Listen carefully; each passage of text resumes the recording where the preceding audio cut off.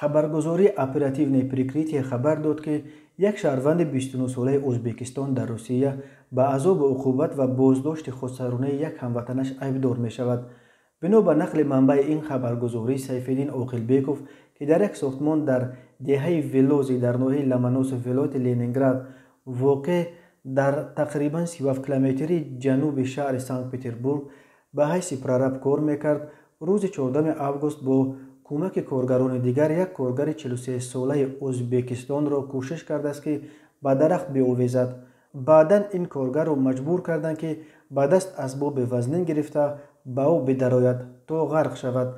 سبب این قدر به قهر آمدن پررب از این کارگر گفته نشده است، ولی بعد آنکه کوشش غرق کردن وی هم عملی نشد، این کارگر را در نزد گلخن شنانده به بدنش مواد سوخت ریختند و آتش دادند.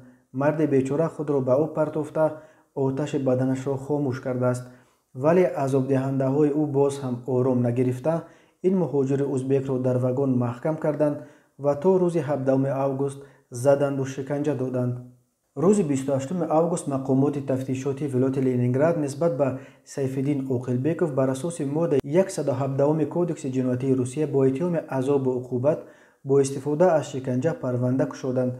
روز 29 دکامبر مقامات تفتیشاتی بر ضد این پررب بر اساس ماده 127 کودکس جنایتی روسیه با اتهام بازداشت غیر قانونی پرونده دایم گشودند. به او برای عذاب و عقوبت هموطنش تا 7 سال زندان و برای بازداشت غیر قانونی تا 5 سال زندان تهدید می کند.